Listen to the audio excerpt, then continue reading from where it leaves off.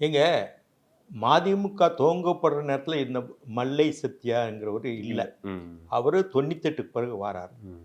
96ல அவருக்கு திருப்பூர் தொகுதியில ஏ form, B form மதுராந்தகாரமும் என்ட்ட கேட்டு, ம். இவர் பேர் சத்தியசீலனும், ம். சத்தியமூர்த்தியோன்னு வாங்கிட்டு போனாரு. ம்.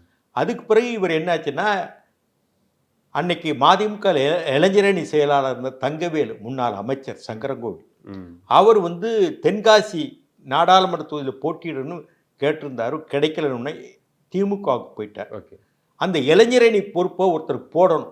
போடும்போது நாங்க பேசிட்டு இருந்தோம். எங்கன்னா கண்ணப்பன் வீட்ல. ம். இங்க ஆலிவர் ரோடு இருக்கு இல்லையா? ஆமா. பழைய கலைஞர் வீட்டு பக்கத்துல ஆமா.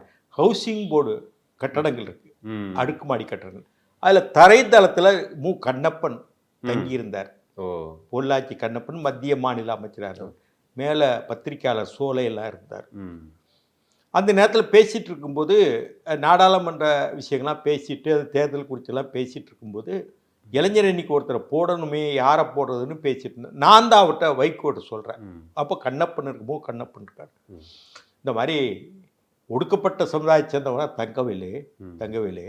அவர் இளைஞர் அணி பொறுப்புல இருந்தாரு. அதே வகுப்பை சார்ந்தவங்கள ஒருத்தர போடலாம். ம். அப்படி பார்க்கும்போது, இந்த சத்தியசீலன் ஒருத்தர் மதுராந்தகம் ஆர்வம் கூட இருக்காரே, ம். அவர போடலாமேன்னோனே, சரி போட்டுருவோம். ம். ஆன்னு 98ல அவரு